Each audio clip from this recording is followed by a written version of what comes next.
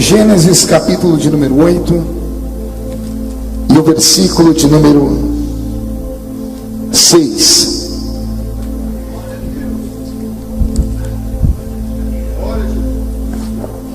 Quem encontrou, diga amém. Se alguém não encontrou, peça socorro. Se não achar Gênesis, tem que aceitar Jesus de novo, né?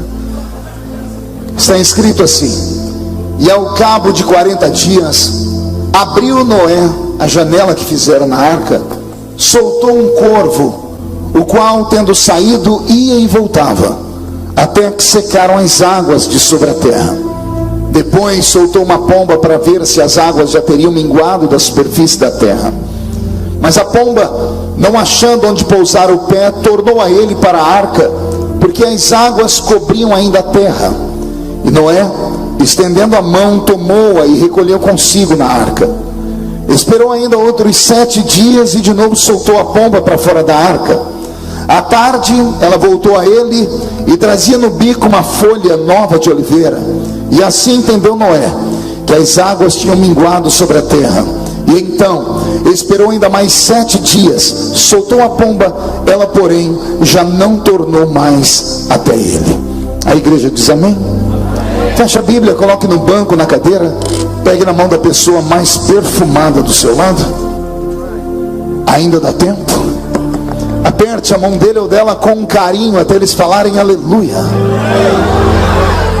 Pentecostal que não faz barulho está com defeito de fabricação, não é? Vamos orar. Pai, nós te exaltamos, nós te glorificamos, e nós entendemos que dentro de alguns minutos e este ambiente ficará pequeno para o tamanho da glória que o Senhor vai mandar do alto dos céus. Os que vieram tristes começarão a saltar de alegria. Os que vieram se arrastando não voltam se arrastando para casa. Hoje voltarão voando nas asas de um novo tempo. E antes que eu comece a ministrar a sua palavra, cerque este lugar com a sua glória. E num raio de 5 quilômetros, onde houver um demônio alojado, eu dou a esses demônios segundos para sumirem de ferraz. Porque se não sumirem, serão queimados pelo poder da sua glória que aqui será derramada. Rasgue o céu sobre nós, manda anjos de fogo descerem aqui. Estes anjos desçam trazendo brasas de fogo nas mãos. Comecem a esparramar estas brasas entre nós. E onde houver um crente cheio do Espírito Santo, pega ele nesta noite, Jesus, e mostra o caminho da verdadeira e poderosa adoração. Fala conosco, fica conosco, é o que eu te peço agora e sempre. E toda a igreja diz amém. Os que podem, tomem seu assento aplaudindo a Jesus, porque Ele é bom. Eu pedi a Deus uma palavra para hoje, e a palavra que o Senhor me deu é uma palavra simples, mas é uma palavra carregada de revelação. Eu li um texto tão antigo quanto antiga é a Bíblia, lá no capítulo 8 do livro do Gênesis. Li sobre a velha e sempre contada história da Arca de Noé. E a Arca de Noé nessa noite vai nos dar aqui alguns ensinamentos profundos. A Bíblia Sagrada parece ser a Bíblia das arcas. Existem pelo menos 3 arcas na Bíblia Sagrada que daria aqui para nós uma avenida de tempo para pregar. Temos a Arca de Noé, temos a arca onde foi colocado o menino Moisés, que nós chamamos de cesto, mas que no original é usada a mesma palavra para arca. E temos a Arca da Aliança, que é a Arca do Concerto. Essas 3 arcas, esses 3 baús, tinham a mesma finalidade.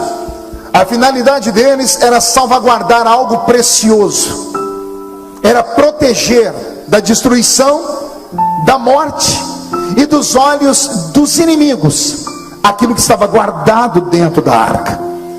Na Arca de Noé nós não temos apenas os animais colocados ali. Maior do que os animais são os seres humanos que estão dentro da arca, porque os seres humanos na arca são imagem e semelhança de Deus. Aquela arca foi criada para salvaguardar então a raça humana da destruição do dilúvio.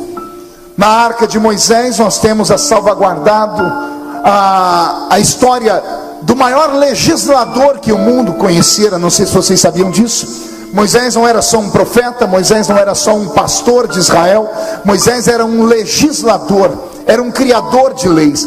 É ele que constrói a Constituição Federal da nação de Israel.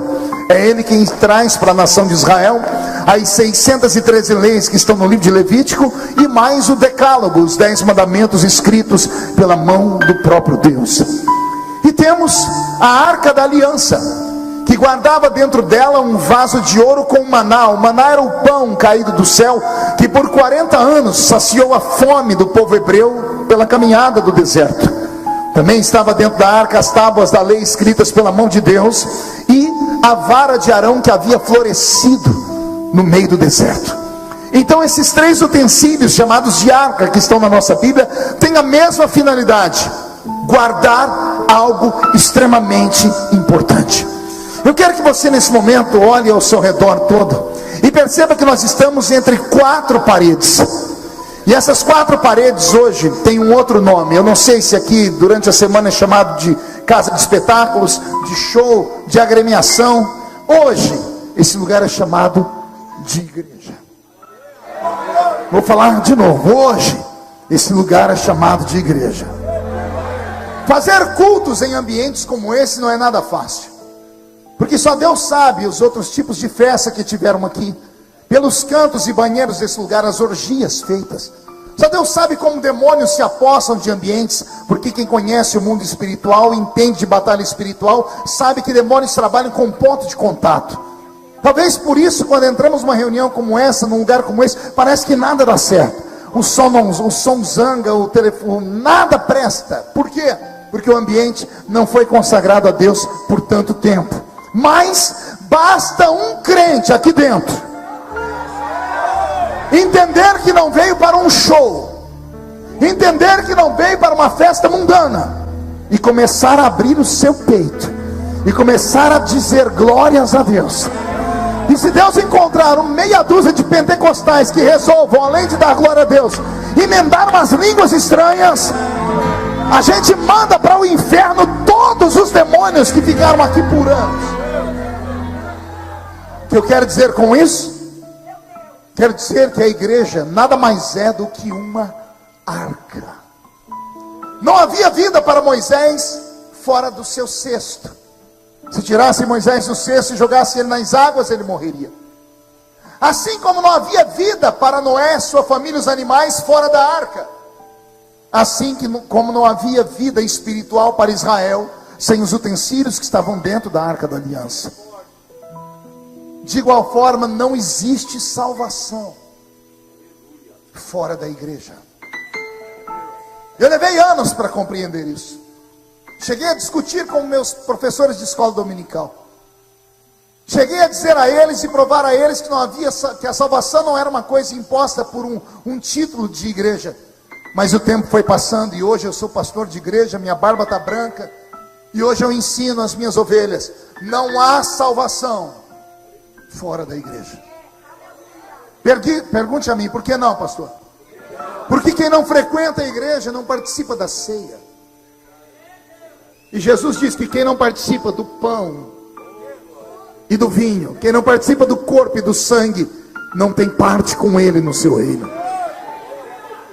É somente dentro de um ambiente sagrado, quando nós comungamos, que a nossa alma se alimenta. Porque Paulo diz: quando vocês se ajuntam em uma igreja, uns têm salmos, outros têm testemunhos, e Paulo diz: aí vocês saem da terra e entram nas regiões celestiais. E tudo pode acontecer quando os crentes saem do templo e entram dentro da igreja. Porque entrar no templo qualquer um entra, até cachorro entra dentro do templo. Quem nunca ouviu aquela piadinha: por que o cachorro entrou na igreja? Qual é a resposta? Porque a porta estava aberta. Então significa que estar no templo não é tudo. Entrar no templo qualquer um entra. Até demônios entram. Demônios andam cultuando conosco. De vez em quando um deles fica irritado e se manifesta. E os que não se manifestam? Participam da reunião conosco. Ou seja, entrar no templo qualquer um entra. Mas o culto verdadeiro não é na terra. está dizendo: quando começam os louvores, quando começam os testemunhos, vocês entram nas regiões celestiais. E são nas regiões celestiais que a glória de Deus se manifesta. E é aqui que nós temos que entrar. Então, por favor, diga ao seu irmão para tomar cuidado, porque não basta estar aqui. Há uma outra dimensão, há um outro plano que pode se misturar conosco. Portanto, não há salvação fora da igreja. Então preste atenção no que eu vou dizer. Eu queria fazer um convite para vocês. Na verdade, é uma viagem no tempo. Queria convidar vocês a voltar comigo nos dias de Noé. Queria que você observasse o mundo perdido, onde homens só sabem comprar, vender, casar, beber, comer e dar-se em casamento. Numa época em que a Bíblia diz que houve uma degeneração da raça humana. E eu não tenho tempo para falar sobre isso aqui, porque isso aqui é muito complexo. Porque a Bíblia Sagrada diz que houve uma corrupção do gênero humano. E quando falamos de gênero, falamos de sexualidade. Gênero masculino, gênero feminino. E agora querem criar a ideologia de gênero. Ou seja, ninguém nasce nada. Você é um ser amorfo e você é uma construção social. É o futuro que vai dizer se você é homem, se você é mulher, se você é uma pedra, se você é um cachorro. Houve uma corrupção do gênero humano na época de Noé. Então Deus disse a Noé: faça uma arca. Entrou Noé e mais 7 pessoas. Noé, a esposa, Sem, Cão e Jafé, seus 3 filhos e as 3 noras. 8 seres humanos. Quantos seres humanos?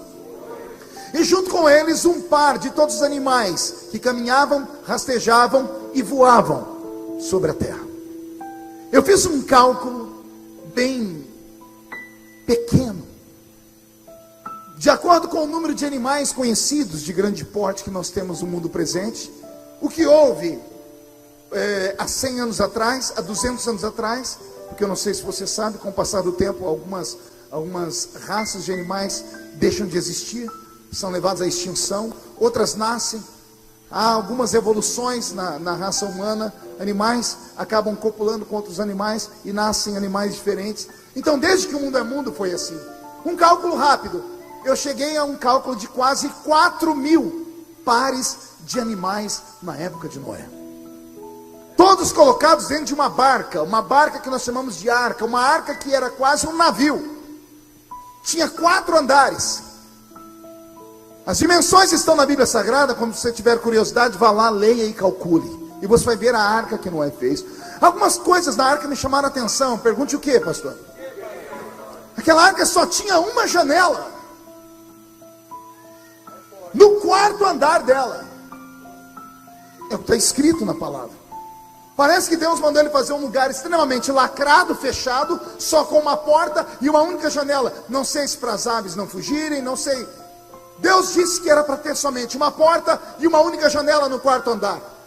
Dentro da arca estão 4.000 pares de animais. 4 vezes 2, no mínimo 8.000 animais. Esses animais não ficavam dormindo dentro da arca, como apareceu naquele filme mentiroso de Hollywood. O filme Não É.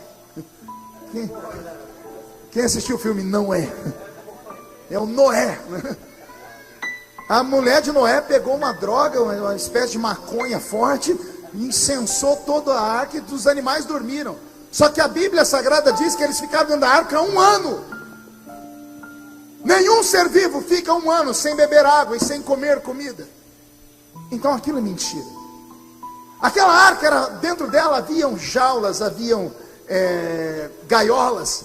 Os animais eram colocados em pares ali, separados. Se esses animais estavam dentro desta arca, e tinham dentro dessa arca 8 seres humanos, esses 8 seres humanos tinham que se desdobrar. Pergunte para quê? Alimentar os animais, dar água aos animais. Porque se eles colocam água suficiente para 1 ano em um canto, numa hora que esta arca pode ser batida por uma onda, ela pode virar, ou um animal que não tem inteligência pode chutar o balde e acabar a água. Então são eles que abastecem os animais com água e com comida, amém? Aí eu fiz um outro trabalho, pergunte qual? Fui a um zoológico para saber quantos funcionários precisa para cuidar de 8.000 animais. O cálculo é tão absurdo que para aqueles 8 seres humanos conseguir dar água e alimento para esses 8.000 animais, eles tinham que trabalhar no mínimo de 16 a 17 horas por dia, ininterruptamente. Ininterruptamente. Só para colocar água e comida por dia, durante um ano.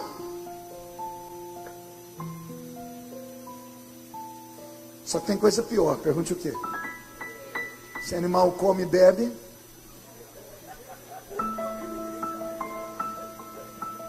ele defeca e urina. Vamos lá? Além de trabalhar muito, eles tinham que, 2 opções: ou deixa a arca virar um inferno e deixa os excrementos ficar lá, isso acumulando por um ano, ou eles têm que se desdobrar e trabalhar para limpar a arca. E só tem um problema, pergunte qual? Só tem uma janela no último andar. É trabalhar no primeiro andar, no segundo, no terceiro, no quarto, catar as fezes num saco, subir as escadas, ir lá pela janela, jogar e descer. Eles não tinham 2 horas de sono por dia. Mas tem coisa pior do que aguentar ter que trabalhar com as fezes. Pergunte o quê? Você não dá conta de ficar num lugar que tem urina demais, porque a urina não tem como tirar. A urina impregna na madeira da arca, e você está num ambiente fechado onde só tem uma janela. Então vem cá, faça comigo aqui um pensamento rápido. A arca não é o lugar da salvação? O lugar da salvação não tem que ser um lugar tranquilo e de paz. Não tem que ser um lugar puro e limpo. Mas a arca da salvação era o lugar mais sujo que tinha. Era um lugar que tinha fedor. Era um lugar que tinha trabalho pesado. Porque a salvação tem um preço. A nossa foi paga com o sangue de Jesus na cruz. Por quê? Porque Deus sabia que nós não daríamos conta de pagar o preço pela salvação. Noé e a família, 1 ano a fio, quase não deram conta de pagar o preço dentro daquela arca. Trabalho, mexer com sujeira, suportar o mau cheiro. Mas tem coisa pior do que tudo isso. Pergunte o quê? Você ficar 1 ano trancado no mesmo lugar que está a sua sogra. Você não entendeu. Imagina você ficar no mesmo lugar que a sua sogra o ano inteiro. Não tem como fugir da velha. Não, minto. Tem como fugir sim. Pergunte para onde. Escolhe uma jaula. Vai lá, sente. Fique lá com a girafa. Fique lá com o boi, com o macaco. Ou com a parente da sogra, a jararaca. Fica lá. Mas tem coisa pior do que suportar a sogra o ano inteiro. Pergunte o quê? Aguentar a cunhada. Aguentar o cunhado. Aquele que fica pedindo roupa emprestada e quando devolve tudo manchado, rasgado. Chega de bicão na hora da... Você sabe do que eu estou falando. Aguentar a família num ambiente fechado. Vocês não vêem o Big Brother? Eles não dão conta de ficar 3 meses enjaulados juntos. Começa todo mundo numa boa. Dá 15 dias você quer distância. A pessoa prefere conversar com a parede do que com o ser humano. Imagine ficar trancado dentro da arca 1 ano a fio. Com todas as coisas que eu falei. Imaginou? Se você vivesse naqueles dias, você gostaria de estar dentro ou fora da arca? E diz aí, você tem só 2 opções: dentro ou fora. Não ouvi? Mesmo sendo tão difícil? Então por que você não suporta às vezes ficar na igreja?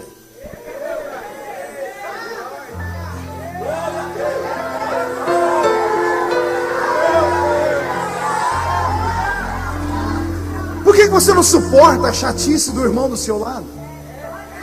Por que você não suporta saber que o líder, a líder, aquela pessoa que pregava e cantava, escorregou e tombou? Por que você não tem condição de estender a mão para levantar ela?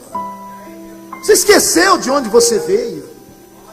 Você esqueceu qual é a sua estrutura. Será porventura que Jesus te salvou porque você é um super-homem? Ou porque a senhora é uma mulher maravilha? Será que ninguém nunca vai errar na vida? Por que usamos a nossa língua às vezes como uma... que tem língua que é maior que a minha gravata, para matar as pessoas? As pessoas não entendem que igreja não é um lugar de se julgar pecadores. A igreja é uma arca. O Senhor não escolheu você porque você é bonito. O Senhor não escolheu você porque você é perfeito. Foi exatamente pelo contrário. Igreja não é um ajuntamento de santos como pregam os nossos antigos pais. Não. Igreja é igual a curva de rio.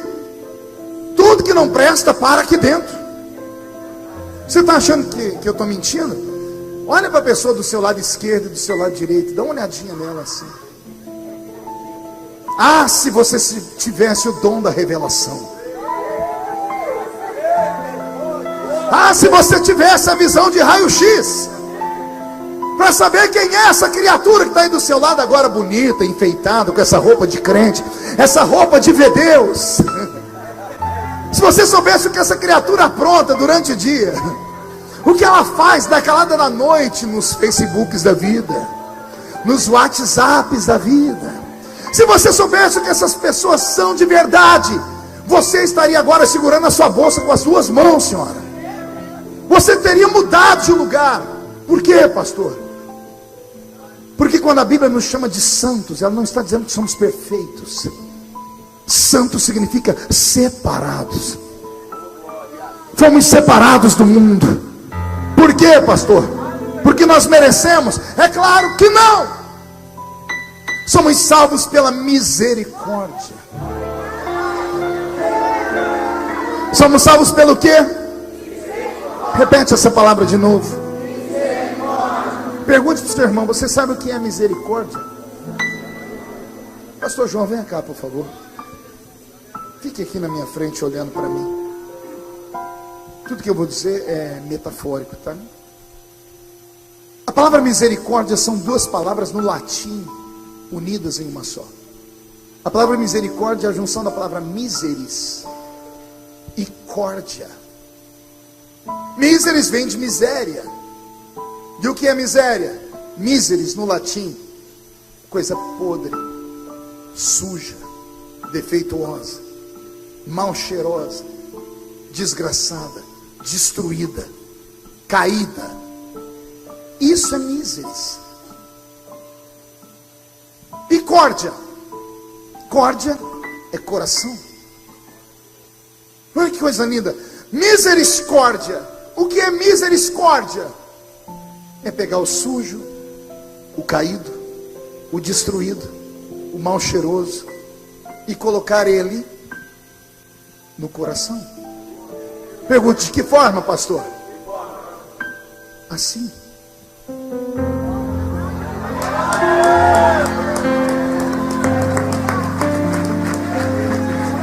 Misericórdia é um abraço. 90% das pessoas, quando abraçam, é peito esquerdo com peito esquerdo, coração. Então isso é misericórdia. Fomos salvos assim. Ele nos viu caído, sujo, miserável, e Ele guardou a gente dentro do coração dele. Obrigado. Isso é a salvação. Quando eu leio essa história, eu começo a entender o que é a vida.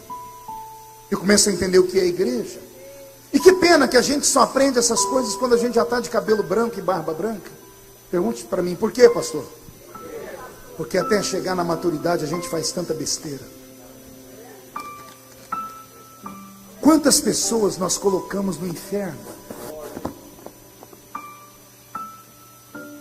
Se eu perguntar quem já ganhou alguma alma para Jesus, algumas mãos vão ser levantadas aqui. Mas se eu perguntar quem já jogou uma alma no inferno aqui, eu acho que só eu terei coragem de levantar a mão. O pastor também não. Você sabe o que é jogar uma alma no inferno? E se tornar uma pessoa como eu me tornei? Conhecido no mundo inteiro. Levei milhões de pessoas aos pés da cruz. Milhões. Não foram milhares, foram milhões. Eu tenho 30 milhões de DVDs esparramados em 3 idiomas pelo mundo. Alguns dublados em inglês, espanhol e português. CDs, VHS, livros. E de vez em quando eu vou orar, eu falo: Senhor, te agradeço por ter me dado a chance de ter levado o seu evangelho a milhões de pessoas. De vez em quando eu escuto uma voz assim: você ganhou milhões, mas tem 2 almas que você me deu de presente. E o meu semblante descai na hora. É uma dor que não tem cura. Eu era líder de juventude recém-assumido, e a minha igreja tinha 2 meninas que eram só Jesus na causa. As 2 meninas iam para a balada todo sábado à noite. Só que não era na nossa cidade, que era pequena, elas iam para outra cidade. Todo mundo sabia, mas ninguém tinha prova. E detalhe, pense em 2 meninas que nunca perdiam escola dominical. No sábado à noite, uma dizia que ia dormir na casa da outra. As mães não tinham telefone, acreditavam. As 2 saíam, iam para a rodoviária, pegavam um ônibus e iam para uma cidade perto. Dançavam a noite inteira. Pegavam o ônibus, ao invés de ir para casa domingo de manhã, iam direto para a porta da igreja. A gente chegava às 7 horas da manhã, domingo, na porta da igreja, estavam as 2 sentadas lá. E todo mundo sabia que as meninas levavam a vida dupla, mas não tinha provas, o pastor não podia fazer nada. Eu assumi a mocidade, inteligente, pensei, juntei um grupo de caça-pecadores.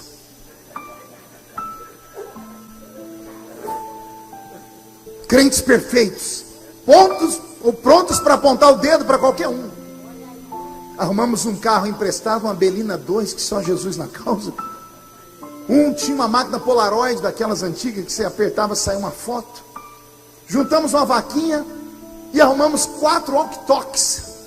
As meninas moravam a distância de 200 metros uma da outra, então um walkie-talkie funcionava a cada 50 metros. E a gente botava um a cada 50 metros, falando: como é que tá aí? Não saiu daqui ainda não. E aí? Também não saiu daqui ainda não. Saíram de casa. Onde estão? Estão indo para a rodoviária, vamos junto. Entraram no ônibus, a gente entrou no carro. Seguimos até Franca, uma cidade próxima à minha. Elas desceram da rodoviária e o baile ficava a 100 metros da rodoviária. Ficamos na porta do baile. Quando elas entraram, pegamos a máquina: tire foto, tiramos foto. Quando nós vimos que a foto saiu e as meninas entraram, pense num fogo que caiu dentro do carro. Falamos em línguas. O diabo vai ser desmascarado. Vamos acabar com o inferno. Esperamos até o baile acabar. Quando elas saíram, tiramos fotos de novo para ver, porque a nossa intenção era tirar foto delas agarrando alguém, mas não tivemos essa proeza. Elas entraram no ônibus e nós fomos embora para casa. Domingo, na escola dominical, chamei o pastor num canto e disse: pastor, olha aqui, o senhor queria provas? O pastor olhou, ficou com tanta raiva, disse: não vou resolver esse caso hoje não.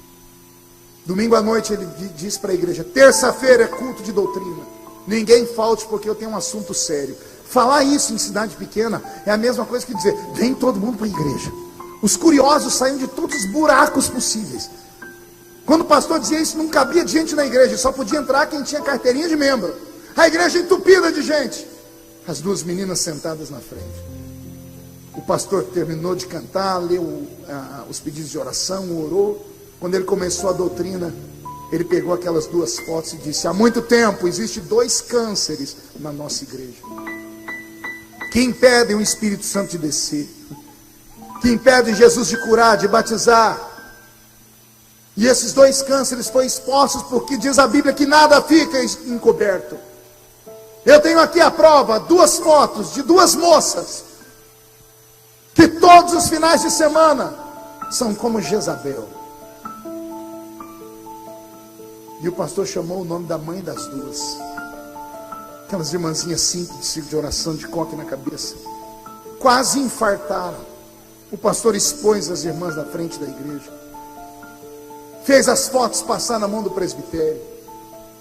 Graças a um grupo de homens e mulheres que temem a Deus, nós temos essas fotos. E o pastor rezou um sermão, mas tão bravo. Chamou as meninas. Ele proibiu a igreja de dar a paz do Senhor para elas. Vocês estão excluídas por um período indeterminado. Só que o pastor não tem poder de exclusão sozinho, né? Ele precisa do quórum da igreja. Eu preciso colocar em votação. Quando a igreja inteira levantou a mão e disse amém, após a oração, nós abrimos os olhos para ver as meninas. Cadê elas? Um diácono disse que na hora da oração elas saíram chorando. Eu pensava que aquilo ia me trazer alegria. Eu não consegui dormir aquela noite, não dormi a noite seguinte, não dormi a noite seguinte. Comecei a perceber, ou pensar se eu tinha feito as coisas certas ou erradas. Um ano se passou e aquilo não saiu da minha cabeça. Até que eu precisei de misericórdia. Só entende de misericórdia quem precisa dela. Anote isso na sua alma. Só sabe perdoar quem já foi perdoado. Eu já visitei essas meninas mais de 3 vezes. Na primeira vez me trataram com desdém.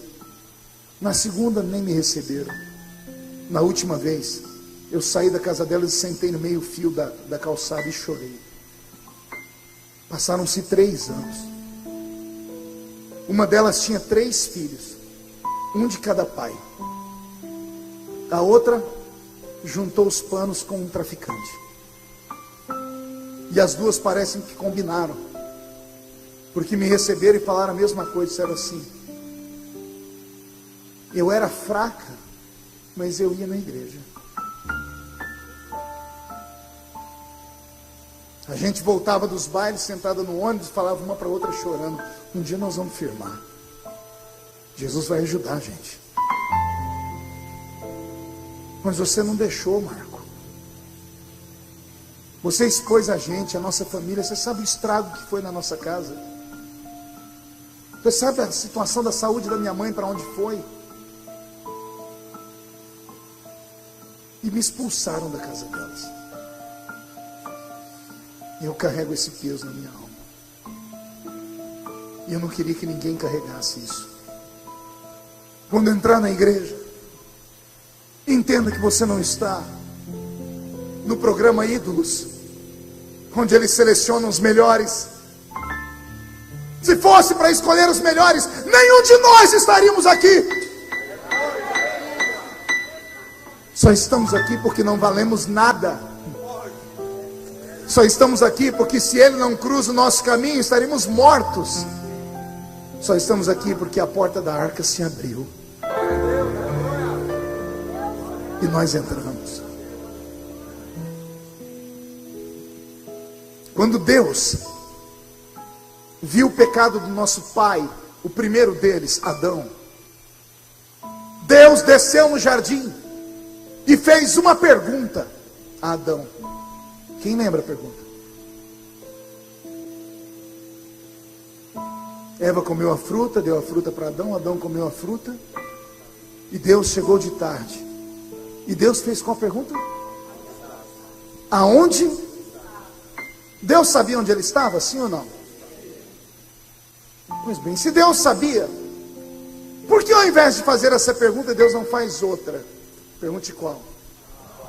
O que você fez?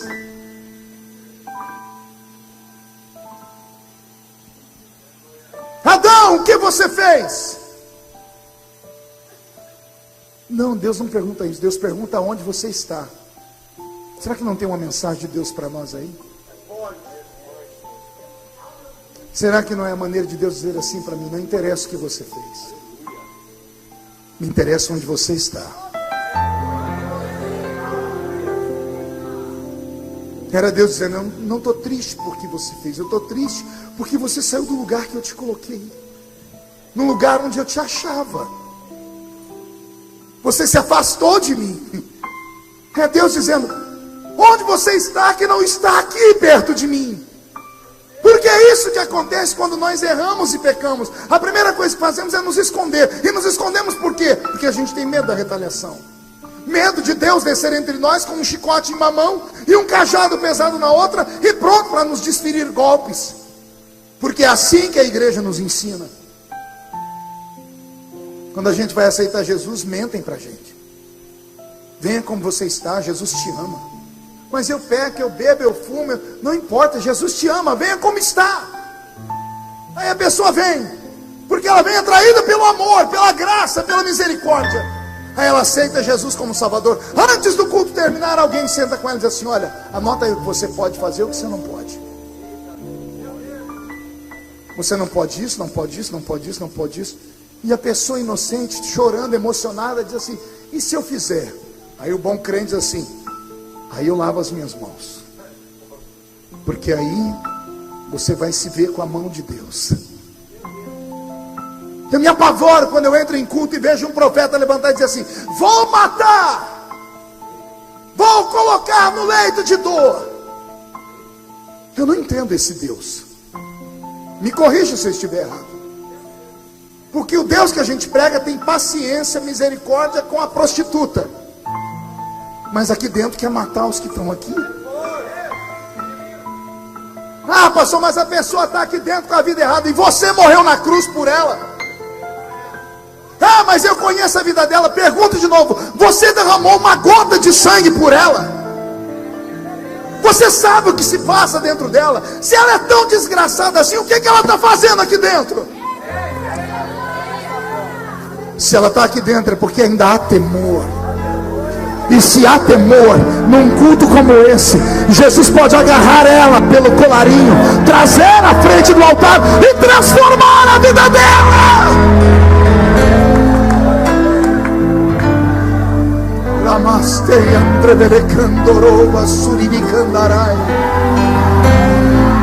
Deus está aqui. O Senhor está falando com dois grupos aqui. Deus está falando com aqueles que só sabem dizer assim: a lei manda matar, e tu o que dizes? E Deus está falando com a outra turma que não pode falar nada.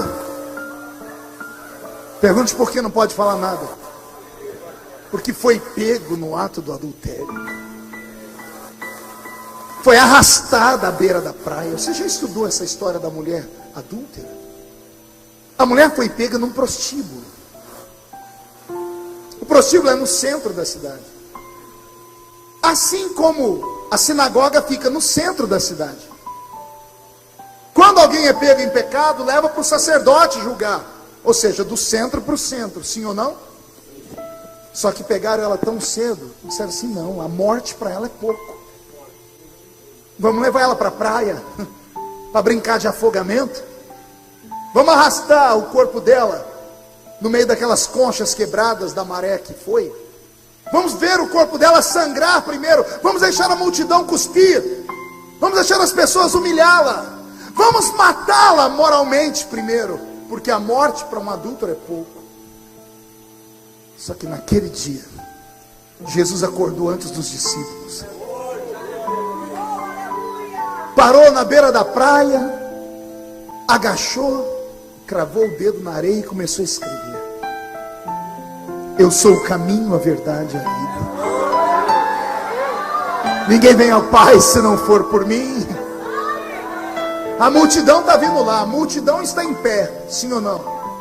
A mulher está sendo arrastada pelos cabelos. A mulher está caída. E Jesus está agachado, porque só assim dá para escrever na areia. Sim ou não?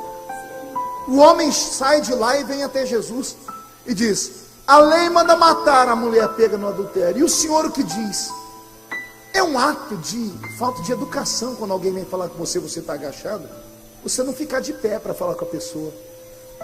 Jesus deveria ter ficado em pé, cumprimentado o rapaz. Mas não. A Bíblia diz que do jeito que ele estava, ele ficou. Tanto é que ele acabou de falar e voltou a escrever na areia. E eu aprendo uma coisa aqui, pergunte o quê? Jesus não respeita acusadores. Ele não para ouvir acusadores. Sabe o que eu acho mais bonito? Diz o quê? Só tem duas pessoas no mesmo nível naquela multidão. Uma é adúltera, o outro é Deus. Ela está lá agachada, e Jesus está agachado também. Ele não olha para eles, ele olha para ela. A lei manda matar e tu. Quem não tem pecado, atire a primeira pedra. E ele volta a escrever: eu sou o bom pastor. O bom pastor dá a vida pelas suas ovelhas. É aí que Jesus se levanta, vai até ela, coloca ela de pé e diz: e aí, mulher? Cadê os seus acusadores? Foram embora, mestre. Não te acusaram? Não. Também eu não posso te acusar. Se eles que pecam não podem te acusar, imagina eu que vim te salvar. Vai. Vai. Se membra numa igreja. Vai e paga o dízimo. Vai e oferta. Vai e acerta o seu casamento. Ele diz isso? Ele diz o quê? Vai, não peques mais. Recebe nesta noite a maior alegria que você podia sentir na vida. Porque apesar de tudo, você está salvo.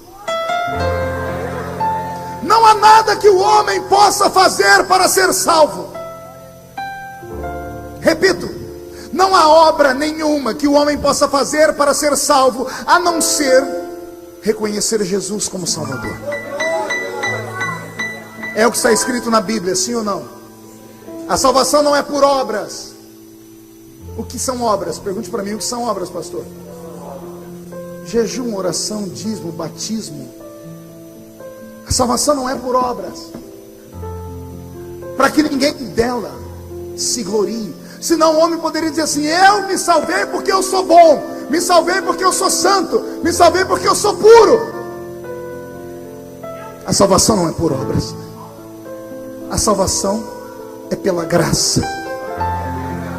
E você sabe o que é graça? Favor que você não merece. Pela graça sois salvos, por meio da fé. E isso não vem de vós. Isso é dom de Deus. Aí vem a pergunta que não quer calar. Pergunte qual? Olhe para a cara do seu irmão. Memorize o rosto dessa criatura. E tente responder: por que Jesus salvou ele?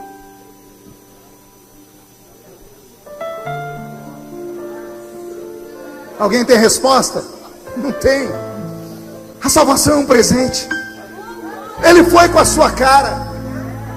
Ele olhou para você e disse: poderia salvar o homem mais rico do Brasil, mas vou salvar você de Ferraz de Vasconcelos. Poderia salvar as pessoas mais importantes, mas vou salvar você que não valia nada. Deus tem uma grande fábrica de reciclagem, onde o homem entra em forma de lixo e sai em forma de luxo, transformado pelo poder, pela glória, pelo sangue, pela alegria.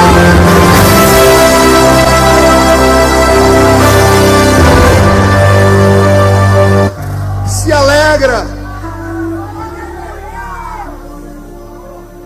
E eu parto para o encerramento, trazendo uma boa notícia para você. A boa notícia vem em forma de história.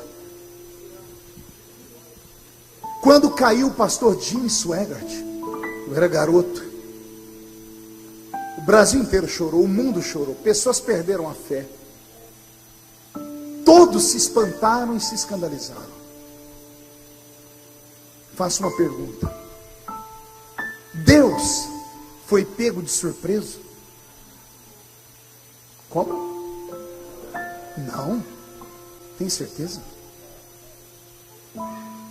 Deus não olhou para baixo, viu Jim Swaggart caído. Aliás, Deus assistiu o Jornal Nacional, fantástico. E quando ele viu lá a notícia, caiu Jim Swaggart, Deus botou a mão na cabeça e gritou: ai meu eu. Entenderam aí? Para entender o pastor tem que ser inteligente. Quando a gente se espanta, a gente diz: ai meu Deus. Como não tem outro Deus, ele olha e diz: ai meu eu. Houve algum dia, desde que o mundo é mundo, que Deus tenha sido surpreendido por alguém? Sim ou não? Por que não? Por causa de um atributo dele chamado onisciência.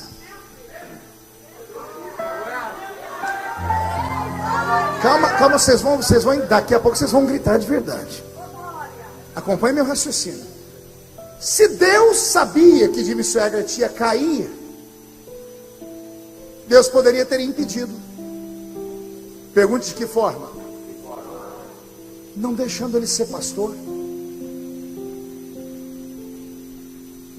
Porque se ele não fosse pastor, ele teria tido uma vida comum, ia trabalhar 8 horas por dia no serviço dele, e se caísse, quem ia ficar sabendo era ele, a mulher dele, a família dele.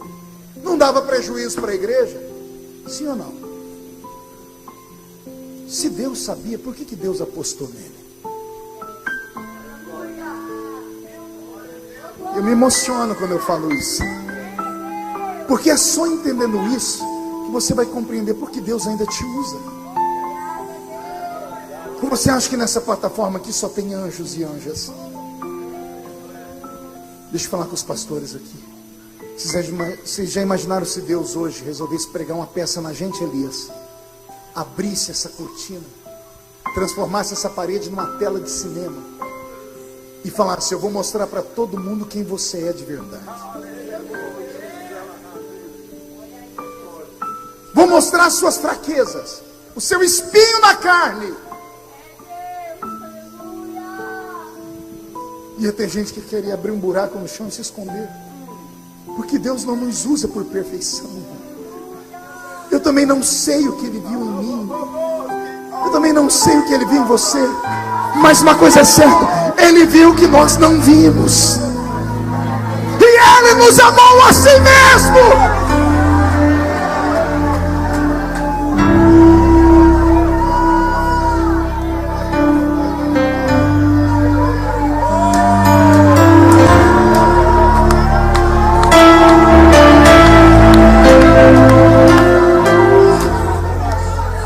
Citar a Bíblia, 2 Coríntios 12, pastor Roberto Marinho.